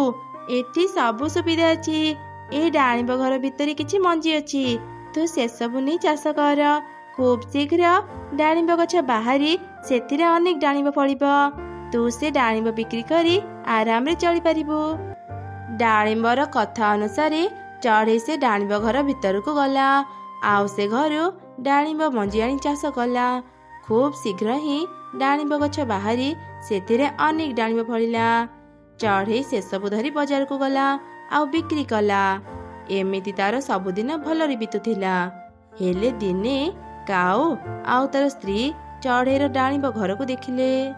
ଆରେ ମୁଁ ଯାହା ଦେଖୁଛି, କଣ ତୁମେ ବି ତା ଦେଖୁଛ? ହଁ ହଁ, ମୁଁ ବି ସେଇଆ ଦେଖୁଛି। ଆଜି ଯାଏ ମୁଁ ଏତେ ବଡ଼ ଡାଳିମ୍ବ ଘର ଦେଖିନଥିଲି। ମୋର ଏଇ ଡାଳିମ୍ବ ଘର ଦରକାର, ଯେମିତି ବି ହଉ ମତେ ଏଇ ଡାଳିମ୍ବ ଘର ଦିଅ। ଆମେ ଥରେ ଚଢ଼େଇର ଘର ନେଇ ସାରିଛେ, ସେ ଆମକୁ ପୁଣି ଥରେ ତା ଘର କଣ ପାଇଁ ଦେବ? ଚଢ଼େଇଠୁ ତା ଘର ନେବା ପାଇଁ ମୋ ପାଖରେ ଏକ ଉପାୟ ଅଛି, ଆସ ମୋ ସାଙ୍ଗରେ। କିଏ କିଏ ମୋ ଘର କବାଟ ବାଡ଼ଉଛ? ତମେ ଦୁଇ କାଉ ଏଠି ମୋ ଘର ନେଇ କଣ ତମମାନଙ୍କୁ ଶାନ୍ତି ଲାଗିଲାନି? ପୁଣି ଥରେ ଚାଲି ଆସିଲ? ଚାଲି ଯାଉ ଏଠୁ। ଓହୋ ଚଢ଼େଇ, ଏତେ ରାଗୁଛୁ କଣ ପାଇଁ ଯେ? ଆମେ ତତେ ଏକ ଖବର ଦେବାକୁ ଆସିଥିଲୁ। ପାରାର ଦେହ ବହୁତ ଖରାପ, ସେ ବଞ୍ଚିବ କି ନାହିଁ ଜଣା ନାହିଁ। ସେ ତତେ ଦେଖିବାକୁ ଚାହୁଁଛି ବୋଲି ଆମକୁ କହିଲା, ସେଥିପାଇଁ ଆମେ ତତେ ଆସି ଖବର ଦଉଛୁ। କଣ କହୁଛ ତମେ ମାନେ? ପାରାର ଦେହ ଖରାପ? ମୁଁ ଏବେ ତା ପାଖକୁ ଯିବି। ବୋକା ଚଢ଼େଇ, ଆମ କଥାରେ ଫସିଗଲା। ଚାଲ ଚାଲ ଏବେ ଡାଳିମ୍ବ ଘର ଭିତରକୁ ଯିବା। ପାରା, ତୁ ଠିକ ଅଛୁ ତ? ମୁଁ ଶୁଣିଲି ତ ଦେହ ଖରାପ। ହଁ ଚଢ଼େଇ, ମୁଁ ଏକଦମ ଠିକ ଅଛି। ତତେ ମିଛ କଥା ଗୁଡା କିଏ କହିଲା? କାଉ ମାନେ ମତେ ପୁଣି ଥରେ ମିଛ କଥା କହିଲେ। ନିଶ୍ଚୟ ସେମାନେ ମୋର କ୍ଷତି କରିବାକୁ ଚାହୁଁଛନ୍ତି। ପାରା ଭଉଣୀ, ମୁଁ ଏବେ ଘରକୁ ଯାଏ। ମୁଁ ପରେ ତମକୁ ସବୁ କଥା ବୁଝେଇଦେବି। ତମେ ଦୁଇ କାଉ ଏତେ ଖରାପ, ପୁଣି ଥରେ ମୋ ଘରକୁ କବ୍ଜା କରିନେଲ। ବାହାରି ଯାଉ ମୋ ଘରୁ। ନା, ଆଜିଠୁ ଏଇ ଘର ଆମର। ତୁ ଏଠୁ ଚାଲି ଯା। ମୁଁ ମୋ ଘର ଛାଡି କୁଆଡେ ବି ଯିବିନି। ବାହାର ମୋ ଘରୁ। ଏ ସବୁ ଘଟଣା ଡାଳିମ୍ବ ବି ଦେଖୁଥିଲା। ସେ ଆଉ ସହି ନପାରି ତା ଶକ୍ତି ଦ୍ୱାରା ବିଷାକ୍ତ ଧୂଆଁ ଡାଳିମ୍ବ ଘର ଭିତରେ ବାହାର କଲା। ସେଇ ବିଷାକ୍ତ ଧୂଆଁ ଯୋଗୁଁ ଦୁଇ କାଉ ମରିଗଲେ। ଚଢ଼େଇ ନିଜ ଘରକୁ ଫେରି ପାଇ ଖୁବ ଖୁସି ହେଇଗଲା ଆଉ ଶାନ୍ତିରେ ନିଜ ଜୀବନ ବିତେଇଲା। ଦିନେ ଗୋଟିଏ ଚଢ଼େଇ ପରି ଏକ ଜଙ୍ଗଲକୁ ଆସିଲା। ସେ ସବୁ ଚଢ଼େଇ ମାନଙ୍କୁ ଏକାଠି କରି କହିଲା, ଶୁଣ ଜଙ୍ଗଲବାସୀ, ଗରମ ଯୋଗୁଁ ଏ ବର୍ଷ ତୁମ ଜଙ୍ଗଲରେ ଅନେକ ଗଛପତ୍ର ଶୁଖି ଯାଇଛି। ତମେ ସବୁ ଚଢ଼େଇ ବହୁତ କଷ୍ଟରେ ଅଛ। ତମମାନଙ୍କ କଷ୍ଟ ଦେଖି ପରିମା ତମମାନଙ୍କୁ ସାହାଯ୍ୟ କରିବା ପାଇଁ ମତେ ଏଠାକୁ ପଠେଇଛନ୍ତି। ସତରେ ପରି, ତୁମେ ଆମକୁ ସାହାଯ୍ୟ କରିବ? ଅନେକ ଦିନରୁ ବର୍ଷା ନ ହେବାରୁ ଆମ ଜଙ୍ଗଲର ସବୁ ଗଛଲତା ଶୁଖି ଯାଇଛି। କୌଣସି ଜାଗାରେ ବି ଖାଇବା ମିଳୁନି। ଏବେ ତମେମାନେ ଆଉ ଚିନ୍ତା କରନି। ମୁଁ ତମମାନଙ୍କୁ 2ଟି ଫଳ ଘର ଦେବି। ସେ 2 ଫଳ ଘର ତମମାନଙ୍କୁ ସାହାଯ୍ୟ କରିବେ। ଏମିତି କହି ପରି ତା ଯାଦୁ ଶକ୍ତିରେ 2ଟି ଫଳ ଘର ବାହାର କଲା। ଗୋଟେ ଥିଲା ଆମ୍ବ ଘର, ଆଉ ଗୋଟେ ଥିଲା ଷ୍ଟ୍ରବେରୀ ଘର। ଏ ଆମ୍ବ ଘରେ ଅନେକ ଅନେକ ଟଙ୍କା ପଇସା ଅଛି, ଆଉ ଏ ଷ୍ଟ୍ରବେରୀ ଘରେ ଅନେକ ଖାଇବା ଅଛି, ଯାହା କେବେ ବି ସରିବନି। ଯେତେବେଳେ ବି ତମମାନଙ୍କର କିଛି ଦରକାର ହେବ, ତମେମାନେ ଏ 2 ଘରୁ ସେସବୁ ନେଇପାରିବ। ଏମିତି କହି ପରି ସେଠାରୁ ଚାଲିଗଲା। ଆମ୍ବ ଘର ଆଉ ଷ୍ଟ୍ରବେରୀ ଘର ଦେଖି ଜଙ୍ଗଲର ସବୁ ଚଢ଼େଇ ଖୁବ ଖୁସି ଥିଲେ। ଏମିତି ଦିନେ ପରି କହିଥିଲେ, ଯେବେ ବି ଟଙ୍କା ଦରକାର ହେବ ଏ ଆମ୍ବ ଘର ନେବା ପାଇଁ। ଆଜି ମୋ ଝିଅର ଦେହ ଭୀଷଣ ଖରାପ, ତା ଔଷଧ କିଣିବା ପାଇଁ ମତେ ଟଙ୍କା ଦରକାର। ଆଜି ମୁଁ ଏ ଆମ୍ବ ଘରକୁ ଯାଏ। ଆମ୍ବ ଘର, ଦୟାକରି ଟିକେ କବାଟ ଖୋଲ। ମତେ କିଛି ଟଙ୍କା ଦରକାର। ମୋ ଝିଅର ଦେହ ଏବେ ଭୀଷଣ ଖରାପ। ଔଷଧ କିଣିବା ପାଇଁ ଏବେ ମୋ ପାଖରେ ଟଙ୍କା ନାହିଁ। ମତେ କିଛି ଟଙ୍କା ଦିଅ। ଆମ୍ବ ଘର, ଏ ଆମ୍ବ ଘର, ଏ ଚଢ଼େଇ ସାହାଯ୍ୟ ପାଇଁ ତ ପାଖକୁ ଆସିଛି। ତୁ ତାକୁ ତ ଘରେ ପଶିବାକୁ କାହିଁକି ଦେଉନୁ? ଭୁଲିଗଲୁ ପରିମା ଆମକୁ କଣ କହିଥିଲେ? ସବୁ ସମୟରେ ଚଢ଼େଇ ମାନଙ୍କୁ ସାହାଯ୍ୟ କରିବା ପାଇଁ। ତା ନ କରି ତୁ ଏଯାଏଁ ଶୋଇ ରହିଛୁ।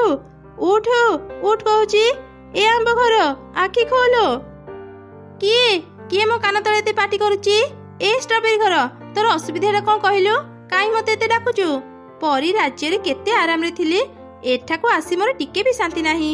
କିଏ ଏତେ ଜୋର ଜୋରରେ ମୋ କବାଟ ବାଡ଼ଉଥିଲା? ରାଗ କରନି ଆମ୍ବ ଘର, ମୁଁ ତୁମ କବାଟ ବାଡ଼େଇଥିଲି। ପରି କହିଥିଲେ ଯେବେ ବି ଟଙ୍କା ଦରକାର ହେବ ଆମ୍ବ ଘରକୁ ଯିବା ପାଇଁ।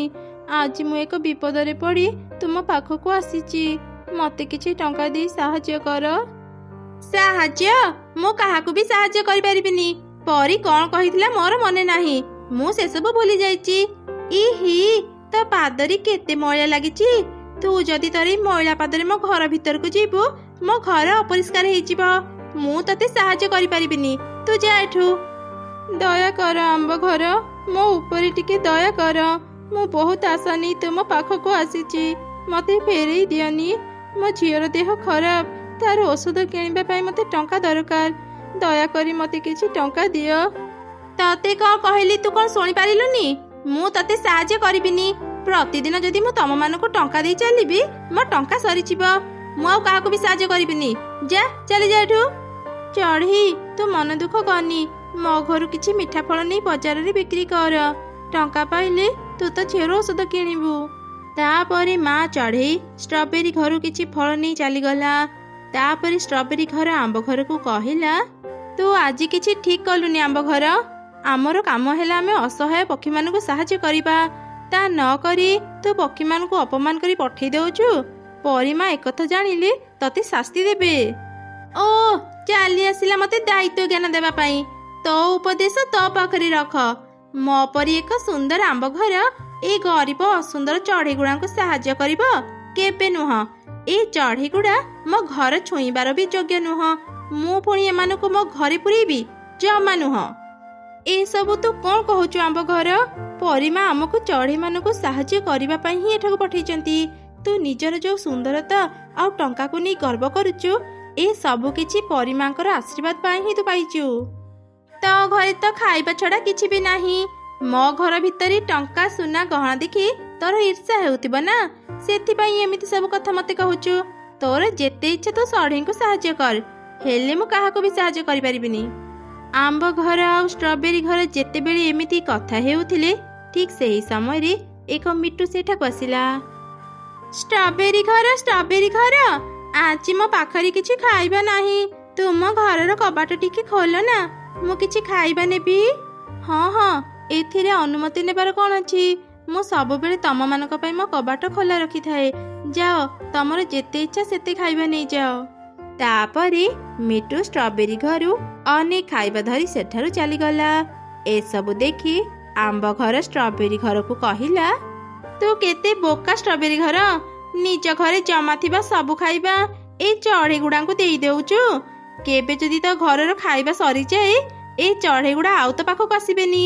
ଗୋଟେ କଥା ମନେ ରଖିଥା, ଯେବେ ବି ବିପଦରେ ତୁ ପଡ଼ିବୁ, ପରିମା ତତେ ସାହାଯ୍ୟ କରିବାକୁ ଆସିବେନି।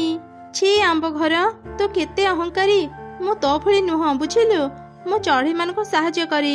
ମୋ ବିପଦ ସମୟରେ ସେମାନେ ନିଶ୍ଚୟ ମତେ ସାହାଯ୍ୟ କରିବେ। କ'ଣ ହେଲା? ତୁ ମତେ ଅହଙ୍କାରୀ କହିଲୁ? ମୋର ଯଦି ହାତ ଥାନ୍ତା ନା, ମୁଁ ଏବେ ପିଟି ତତେ 2 ଖଣ୍ଡ କରିଦିଅନ୍ତି। ହଁ, ମୁଁ ଅହଙ୍କାରୀ, କାହିଁକି ନା ମୋ ଘରେ ଅନେକ ସୁନା ଗହଣା ଅଛି। ତୋ ଘରେ ଏମିତି କ'ଣ ଅଛି ଯେ ତୁ ଅହଙ୍କାର କରିବୁ? ତୁ ସେ ଗରିବ ଚଢ଼େଇ ଗୁଡ଼ାଙ୍କର ସାଙ୍ଗ ହେବା ହିଁ ଯୋଗ୍ୟ। ଆମ୍ବ ଘର, ତୁ ବହୁତ ଖରାପ। ମୁଁ ଆଉ ଦିନେ ବି ତୋ ସହ କଥା ହେବିନି। ନ ହେ, ମୁଁ କ'ଣ ଉପରେ ପଡ଼ି ତୋ ସହ କଥା ହୁଏ? ତୁ ଉପରେ ପଡ଼ି ମୋ ସହ କଥା ହେଉ। ମୁଁ ଯଦି ପାରନ୍ତି ତତେ କେବେଠୁ ମୋ ପାଖରୁ ହଟେଇ ସାରନ୍ତିନି। ଆମ୍ବ ଘରର କଥା ଶୁଣି ଷ୍ଟ୍ରବେରୀ ଘରର ମନ ଦୁଃଖ ହେଇଗଲା। ସେ ଆଉ ଦିନେ ବି ଆମ୍ବ ଘର ସହ କଥା ହେଲା ନାହିଁ। ଚଢ଼େଇମାନେ ଯେବେ ବି ଆମ୍ବ ଘରକୁ ସାହାଯ୍ୟ ମାଗନ୍ତି, ସେ ସେମାନଙ୍କୁ ସାହାଯ୍ୟ କରେ ନାହିଁ, ଓଲଟା ତାଙ୍କୁ ଅପମାନ ଦିଏ। ସବୁ ଚଢ଼େଇ ଷ୍ଟ୍ରବେରୀ ଘର ପାଖକୁ ହିଁ ଯାଆନ୍ତି। ଷ୍ଟ୍ରବେରୀ ଘର ସମସ୍ତଙ୍କୁ ସାହାଯ୍ୟ କରେ। ଏମିତି କିଛି ଦିନ ବିତିଗଲା। ଦିନେ ହଠାତ୍ ଜଙ୍ଗଲରେ ନିଆଁ ଲାଗିଗଲା। ସେଇ ନିଆଁ ଧୀରେ ଧୀରେ ଷ୍ଟ୍ରବେରୀ ଘର ଆଉ ଆମ୍ବ ଘର ପାଖକୁ ଯାଉଥିଲା। ବଞ୍ଚାଅ, ଚଢ଼େଇମାନେ ମତେ ବଞ୍ଚାଅ। ଏ ନିଆଁ ମୋ ଘର ପାଖକୁ ଆସିଲାଣି, ମୁଁ ପୋଡ଼ିଯିବି, ମତେ ବଞ୍ଚାଅ। ଏତେ ସୁନ୍ଦର ଘରେ ମୋର ନିଆଁ ଲାଗିଗଲାଣି। ଆରେ କିଏ କୋଉଠି ଅଛ? ମତେ ବଞ୍ଚାଅ। ସେ 2 ଘରର ଚିତ୍କାର ଶୁଣି ସବୁ ଚଢ଼େଇ ତାଙ୍କ ପାଖକୁ ଆସିଲେ। ଏ କ'ଣ? ଷ୍ଟ୍ରବେରୀ ଘରର ଆଖପାଖରେ ନିଆଁ ଲାଗିଯାଇଛି। ତାର କିଛି କ୍ଷତି ହେବା ପୂର୍ବରୁ ଆମେ ତାକୁ ଏଠୁ ନେଇଯିବା। ମିଟୁ, ଯା ଶୀଘ୍ର ଗୋଟେ ଠେଲା ଗାଡ଼ି ନେଇଆ। ମିଟୁ ତୁରନ୍ତ ଯାଇ ଗୋଟେ ଠେଲା ଗାଡ଼ି ଖୋଜି ନେଇ ଆସିଲା। ଓହୋ, ବହୁତ କଷ୍ଟ କରି ଗୋଟେ ଠେଲା ଗାଡ଼ି ପାଇଲି। ଚାଲ ସମସ୍ତେ ମିଶି ଏ ଷ୍ଟ୍ରବେରୀ ଘରକୁ ଠେଲା ଉପରେ ରଖି ନିରାପଦ ଜାଗାକୁ ନେଇଯିବା। ଏ କ'ଣ? ମତେ ବି ତୁମ ସାଙ୍ଗରେ ନେଇଯାଅ, ନହେଲେ ମୁଁ ଏ ନିଆଁରେ ପୋଡ଼ି ମରିଯିବି। ମତେ ବି ବଞ୍ଚାଅ। ତୁ ଏ ନିଆଁରେ ପୋଡ଼ି ମର। ତୁ ଆମକୁ ଅନେକ ଅପମାନ ଦେଇଛୁ। ଆମ ବିପଦ ସମୟରେ ଆମକୁ ସାହାଯ୍ୟ କରିନୁ। ଆମେ ସେସବୁ ଭୁଲି ଯାଇନୁ। ତୋ ଭଳି ଏକ ଅହଙ୍କାରୀ ଘର ଏ ନିଆଁରେ ପୋଡ଼ିଯିବା ହିଁ ଭଲ। ଏମିତି କହି ସବୁ ଚଢ଼େଇ ଷ୍ଟ୍ରବେରୀ ଘରକୁ ନିଆଁରୁ ରକ୍ଷା କରି ସେ ଠେଲା ଗାଡ଼ିରେ ଧରି ଏକ ସୁରକ୍ଷିତ ଜାଗାକୁ ନେଇଗଲେ। ସେପଟେ ଆମ୍ବ ଘର ସେ ନିଆଁରେ ପୋଡ଼ି ପାଉଁଶ ହେଇଗଲା। ତା ସହ ତାର ଅହଙ୍କାର ବି ସେ ନିଆଁରେ ଜଳିଗଲା। ଷ୍ଟ୍ରବେରୀ ଘର ପ୍ରତିଦିନ ଚଢ଼େଇମାନଙ୍କୁ ସାହାଯ୍ୟ କରୁଥିଲା। ନଦୀ ପାଖରେ ଏକ ଛୋଟ ଜଙ୍ଗଲ ଥିଲା। ସେଇ ଛୋଟ ଜଙ୍ଗଲରେ ଏକ ଟିକି ଚଢ଼େଇ ତା ଝିଅ ସାଙ୍ଗରେ ରହୁଥିଲା। ମା, କିଛି ସମୟ ପରେ ସନ୍ଧ୍ୟା ହେଇଯିବ। ମୋର ସବୁ ସାଙ୍ଗ ବାହାରେ ଖେଳୁଛନ୍ତି। ମୁଁ ବି ଯାଉଛି ବାହାରେ ଖେଳିବି। ଠିକ୍ ଅଛି ଯା, ହେଲେ ବାହାରେ ଦୁଷ୍ଟ ହେବନି, ଶୀଘ୍ର ଘରକୁ ଫେରି ଆସିବୁ। ଆଉ ହଁ, କାହା ସାଙ୍ଗରେ ଝଗଡ଼ା କରିବୁନି। ତୁ ତ ଜାଣିଛୁ ଥରେ ବିନା କାରଣରେ କାଉ ଆଉ ମିଟୁ ଆସି ମୋ ସହ କେତେ ଝଗଡ଼ା କରିଥିଲେ। ସେଥିପାଇଁ କହୁଛି ଟିକେ ସାବଧାନରେ ଥିବୁ। ତାପରେ ଖୁସି ମନରେ ଟିକି ଚଢ଼େଇର ଝିଅ ଖେଳିବାକୁ ଚାଲିଗଲା। ଆଉ ଟିକି ଚଢ଼େଇ ଶୀଘ୍ର ତା ଘର କାମ କଲା। କିଛି ସମୟ ପରେ ତା ଝିଅ କାନ୍ଦି କାନ୍ଦି ଘରକୁ ଫେରିଲା। କ'ଣ ହେଲା ରେ ମା, ତୁ କାନ୍ଦୁଛୁ କ'ଣ ପାଇଁ? ବାହାରେ ତୁ ଖେଳିବାକୁ ଯାଇଥିଲୁ, ସେଠି କାହା ସାଙ୍ଗରେ ଝଗଡ଼ା କରିଲୁ କି? ମା, ମୋ ସାଙ୍ଗମାନେ କହୁଛନ୍ତି ସେମାନେ ମୋ ସହ ଆଉ ଖେଳିବେନି। ମୁଁ ଜନ୍ମ ହେଲା ପରେ ମୋ ବାପା ଏ ଦୁନିଆରୁ ଚାଲିଗଲେ। ମୁଁ ଗୋଟେ ଅଶୁଭ ଚଢ଼େଇ, ମୋ ସହ ଖେଳିଲେ ସେମାନଙ୍କର କ୍ଷତି ହେବ। ଜାଣିଛ ମା, ଏକଥା ନା କାଉ ଅଙ୍କଲ ସେମାନଙ୍କୁ କହିଛନ୍ତି। ନା ରେ ମା, ଏସବୁ ମିଛ କଥା। ସେ କାଉ ଭୁଲ କହିଛି। ତୁ ତା କଥା ଶୁଣି ଜମା ବି କାନ୍ଦନି। ଆଜି ମୁଁ ତ ମନ ପସନ୍ଦର ଖାଇବା ତିଆରି କରିଛି, ଚାଲ ଖାଇବୁ। ତାପରେ ଦୁଇ ମା ଝିଅ ଖାଇବା ଖାଇ ଶୋଇପଡ଼ିଲେ। ଏମିତି କିଛି ଦିନ ବିତିଗଲା। ଗୋଟେ ଦିନ ଟିକେ ଚଢ଼େଇ ମନରେ ଚିନ୍ତା କଲା, ମୋ ଘରର ବହୁତ ଜାଗା ଭାଙ୍ଗି ଯାଇଛି।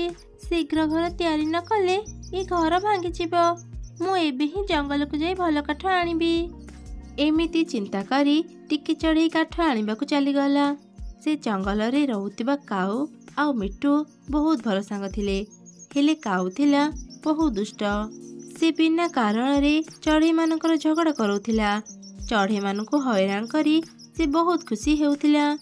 କାଉ ଆଉ ଟିକି ଚଢ଼େଇର ଝଗଡ଼ା ପରେ ମିଟୁ ବି ଟିକି ଚଢ଼େଇକୁ ବହୁତ ରାଗୁଥିଲା ଆଉ ତାକୁ ହଇରାଣ କରିବା ପାଇଁ ଏକ ଯୋଜନା ବନେଇଲା। ଆରେ କାଉ, ଜାଣିଛୁ କିଛି ସମୟ ଆଗରୁ ମୁଁ ସେ ଟିକି ଚଢ଼େଇକୁ ଦେଖିଲି। ମତେ ଲାଗୁଛି ସେ ତା ବସା ବନେଇବା ପାଇଁ କାଠ ଯୋଗାଡ଼ କରୁଛି। ସେ ତୋ ସହ ଥରେ ଝଗଡ଼ା କରିଥିଲା ନା? ତାକୁ ପାନେ ଦେବା ପାଇଁ ମୁଁ ଗୋଟେ ବଢ଼ିଆ ଯୋଜନା ବନେଇଛି। ସେ ଯେତେବେଳେ କଷ୍ଟ କରି ତା ବସା ବନେଇବ, ଆମେ ଦୁଇ ଜଣ ମିଶି ତା ବସା ଭାଙ୍ଗିଦେବା। ମୋ ଆଇଡିଆ ତତେ କେମିତି ଲାଗିଲା କହ? ବହୁତ ଭଲ ଆଇଡ଼ିଆ ସାଙ୍ଗ। ଟିକି ଚଢ଼େଇ ଭାବିଥିଲା ମୁଁ ତାକୁ ଛାଡ଼ିଦେବି। ଏବେ ସେ ଜାଣିବ ମୋ ସହ ଝଗଡ଼ା କରି ସେ କେତେ ବଡ଼ ଭୁଲ କରିଛି। ଏମିତି ମିଟୁ ଆଉ କାଉ ଏକ ଯୋଜନା ବନେଇଲେ। ସେପଟେ ଟିକି ଚଢ଼େଇ କାଠ ଧରି ଘରକୁ ଫେରିଲା। କାଠ ତ ନେଇ ଆସିଲି, ଏବେ କେବଳ ଘର ବନେଇବା ବାକି ରହିଲା। ମୁଁ ଶୀଘ୍ର ହିଁ ଘର ତିଆରି କରିବା ଆରମ୍ଭ କରେ। ଏମିତି କହି କିଛି ସମୟରେ ହିଁ ଟିକି ଚଢ଼େଇ ଏକ ସୁନ୍ଦର ଘର ତିଆରି କରିଦେଲା ଆଉ ତାର ଝିଅ ସହ ଖୁସିରେ ସେ ଘରେ ରହିଲା। କିଛି ଦିନ ପରେ ଥରେ ରାତିରେ କାଉ ଆଉ ମିଟୁ ଟିକି ଚଢ଼େଇର ଘର କସିଲେ। ସେତେବେଳେ ଟିକି ଚଢ଼େଇ ଆଉ ତାର ଝିଅ ଘରେ ନଥିଲେ। ସୁଯୋଗ ଦେଖି ସେମାନେ ସେ ଘରକୁ ଭାଙ୍ଗିଦେଲେ। ପରଦିନ ଟିକି ଚଢ଼େଇ ତା ଝିଅ ସହ ଘରକୁ ଫେରିଲା। ଘରର ଏପରି ଅବସ୍ଥା ଦେଖି ସେ ବହୁତ କାନ୍ଦିଲା। କାନ୍ଦନି ମା, ଆମ ଘର କିଏ ଭାଙ୍ଗିଛି ମା? ଯିଏ ବି ଆମ ଘର ଭାଙ୍ଗିଛି ତାର କେବେ ବି ଭଲ ହେବନି। ମୁଁ ତ କିଛି ବୁଝିପାରୁନି ଝିଅ, କିଏ ଆମ ଘର ଭାଙ୍ଗିଛି? ଏବେ ଆମେ କୁଆଡ଼େ ଯିବା, କୋଉଠି ରହିବା? ମା ଦେଖ, ଏଠି ଗୋଟେ ପର ପଡ଼ିଛି। ଆରେ ଏ ପର ତ କାଉର।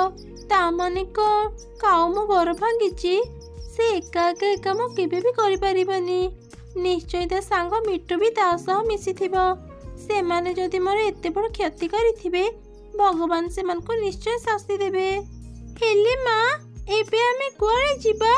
ଏ ଜଙ୍ଗଲରେ ତ ଆମ ନିଜର କେହି ବି ନାହାନ୍ତି। ତୁ ଚିନ୍ତା କରନି ଝିଅ, ଗୋଟେ କଥା ସବୁବେଳେ ମନେ ରଖିବ, ଯାହାର କେହି ନାହାନ୍ତି ତାର ଭଗବାନ ଅଛନ୍ତି। ସେ ଆମକୁ ନିଶ୍ଚୟ ରାସ୍ତା ଦେଖେଇବେ।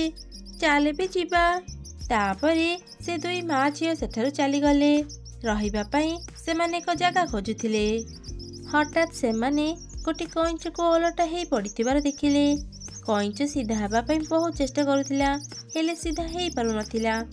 ଏମିତି ଦେଖି ଟିକି ଚଢ଼େଇ ଆଉ ତାର ଝିଅ କଇଁଚ ପାଖକୁ ଗଲେ। ଟିକି ଚଢ଼େଇ ବହୁତ କଷ୍ଟରେ କଇଁଚକୁ ସିଧା କଲା। କଇଁଚକୁ ଟିକେ ଭଲ ଲାଗିବା ପରେ ସେ କହିଲା, ଟିକି ଚଢ଼େଇ, ମୋତେ ସାହାଯ୍ୟ କରିଥିବାରୁ ତତେ ବହୁତ ଧନ୍ୟବାଦ। ଗୋଟେ ଚିଲ ମୋତେ ଖାଇବ ବୋଲି ତା ସାଙ୍ଗରେ ନେଉଥିଲା। ମୁଁ ବହୁତ ଭାରି ହେଇଥିବାରୁ ସେ ମୋତେ ବେଶୀ ଦୂର ନେଇପାରିଲାନି ଆଉ ମୋତେ ତଳକୁ ପକେଇଦେଲା। ସେବେଠୁ ମୁଁ ଏଠି ଏମିତି ଓଲଟା ହେଇ ପଡ଼ିଥିଲି ଆଉ ଆଜି ତୋ ପାଇଁ ମୁଁ ସିଧା ହେଇପାରିଲି।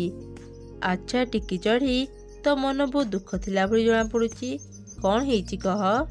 ତାପରେ ଟିକି ଚଢ଼େଇ କଇଁଚକୁ ତା ଘର ଭାଙ୍ଗି ଯିବାର ସବୁ ଘଟଣା କହିଲା। ସେ ବୁଢ଼ା କଇଁଚ କିଛି ଯାଦୁ ଜାଣିଥିଲା। ସବୁ ଶୁଣିଲା ପରେ ସେ ତା ଯାଦୁ ଶକ୍ତିରେ ଏକ ବଡ଼ ପଣସ ଘର ବନେଇଲା। ସେ ପଣସ ଘରକୁ ଦେଖି ଟିକି ଚଢ଼େଇ ଆଉ ତାର ଝିଅ ଖୁବ୍ ଖୁସି ହେଇଗଲେ। ଟିକି ଚଢ଼େଇ, ଆଜିଠାରୁ ତୁ ଆଉ ତୋର ଝିଅ ଏଇ ଘରେ ରୁହ। ଏ ଘରେ ତମେ ସବୁ ଜିନିଷ ପାଇବ। ମୋତେ ସାହାଯ୍ୟ କରିଥିବାରୁ ମୁଁ ତମମାନଙ୍କୁ ଏକ ଛୋଟ ଉପହାର ଦେଲି। ଏମିତି କହି କଇଁଚ ସେଠାରୁ ଚାଲିଗଲା। ତାପରେ ଟିକି ଚଢ଼େଇ ଆଉ ତୋର ଝିଅ ଖୁସିରେ ସେ ପଣସ ଘରେ ରହିଲେ। ସେପଟେ କିଛି ଦିନ ପରେ ଖରାଦିନ ହେବା ଯୋଗୁଁ ଜଙ୍ଗଲରେ ପ୍ରବଳ ଗରମ ହେଲା। ନଦୀର ପାଣି ଶୁଖିଗଲା। କିଛି ଦିନ ଧରି ବର୍ଷା ନ ହେବା ଯୋଗୁଁ ଜଙ୍ଗଲର ଅଧିକାଂଶ ପକ୍ଷୀ ମରିଗଲେ। ମା, ଜାଣିଛ ଏବେ ଜଙ୍ଗଲର ଅବସ୍ଥା ଭଲ ନାହିଁ। ଖାଇବାକୁ ନ ପାଇ ବହୁତ ପକ୍ଷୀ ମରିଗଲେଣି। ମୁଁ ଏବେ ଦେଖିଲି କାଉ ଆଉ ମିଟୁ ଅଙ୍କଲ ମାଟିରେ ପଡ଼ିଛନ୍ତି। ଏ କ'ଣ କହୁଛୁ ଝିଅ?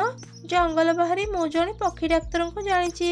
ଚାଲ ଆମେ ଏବେ ହିଁ ସେମାନଙ୍କୁ ଡାକ୍ତର ପାଖକୁ ନେଇଯିବା, ନହେଲେ ସେମାନେ ମରିଯିବେ।